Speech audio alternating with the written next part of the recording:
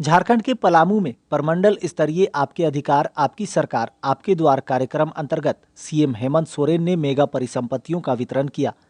इस दौरान सीएम ने मेदिनीनगर, गढ़वा और लातेहार जिले के 11,29,982 लाभुकों के बीच 8,58,90,57,666 रुपए की परिसंपत्तियां बांटी। वहीं ग्रामीण व्यवस्था को मजबूत बनाने से लेकर किसानों को सौगात के तौर पर 29 दिसंबर को राइस मिल के आधारशिला रखने का ऐलान भी किया। उन्होंने कहा, सरकार की योजनाओं में आपकी सहभागिता राज्य के विकास को गति देगी और पलामू प्रमंडल में 5,000 करोड़ रुपए की लागत से सड़कों का जाल बिछेगा।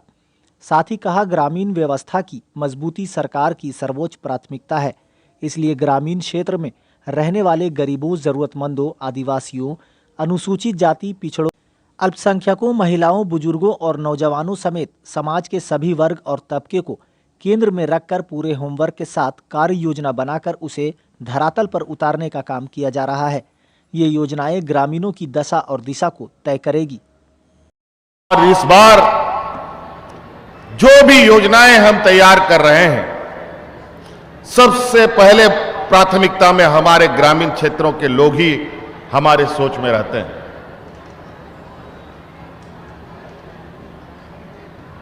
इसलिए हमारा हर एक योजना यहां के ग्रामीण क्षेत्र को मजबूत करने की दिशा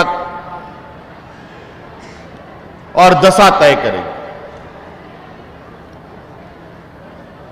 झारखंड में लगभग 80% लोग हमारे ग्रामीण क्षेत्रों में रहते हैं और उसमें भी झारखंड का 80% लोग ग्रामीण क्षेत्रों में खेती बाड़ी से ही उनका गुजर बसर होता है। तो निश्चित रूप से हमें कोई भी बातें सोचनी पड़ेगी तो पहले ग्रामीण क्षेत्र से उठ के सोचना पड़ेगा, तब राज्य के विषय के बारे में सोचा जा सकता है।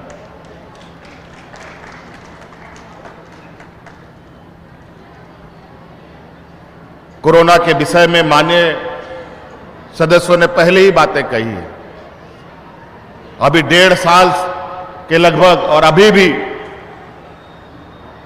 कोरोना का खटपट सुनाई देता रह रहा है। 1.5 साल कैसा दिन बीता, ये पूरा दुनिया ने देखा। कई राज्यों में तो हालत ये था कि लोग इतना मरा कि लकड़ी का जलावन ही खत्म हो गया। लोग इतना मर गया कि दफन करने के लिए जमीन खत्म हो गई और वहां पर लोगों को सड़कों पर, नदी पर, झाड़ी पर फेंकने पर मजबूर होना पड़ा।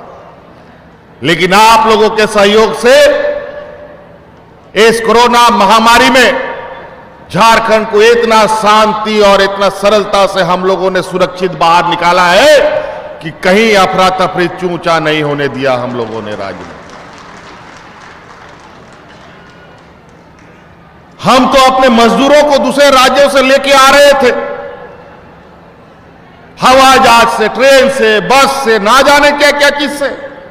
हम मजदूर नहीं ला रहे थे, हम कोरोना भी साथ में ला रहे थे, फिर भी हम सबको बचा के रखे। हम लोग तो कोरोना लेके आ रहे थे, लेकिन लाने के बाद भी हम लोगों ने एक भी व्यक्ति को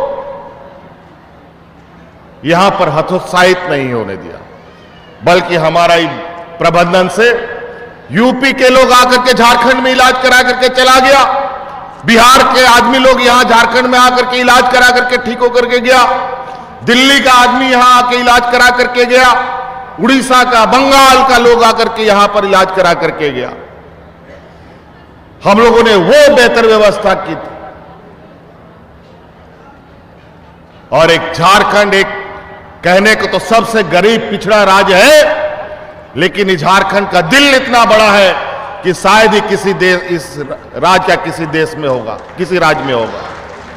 आज झारखंड जैसा पिछड़ा राज्य का ऑक्सीजन से पूरा देश का कोरोना का जंग लड़ा गया है। हमने किसी को नहीं रोका। कभी ट्रेन से, कभी हवाई जहाज से ऑक्सीजन भेजने का हम लोगों ने काम किया। कहीं राजस्थान, कहीं मुंबई, कहीं यूपी, कहीं गुजरात। लेकिन कोरोना के वक्त में हम लोगों को जब हमारे मरीजों के लिए कंसंट्रेटर खरीदना था, मशीनें खरीदनी थी, तो हमें मशीन नहीं मिलता था। इधर हाथ जोड़ करके, उधर हाथ जोड़ करके, इसके पास उसके पास भीख मांग मांग करके लोगों के लिए सामान व्यवस्था करके हमने गरीबों के लिए व्यवस्था खड़ा की थी। किसी ने इधर से कुछ दे दिया, किसी ने उधर से कुछ दे दिया।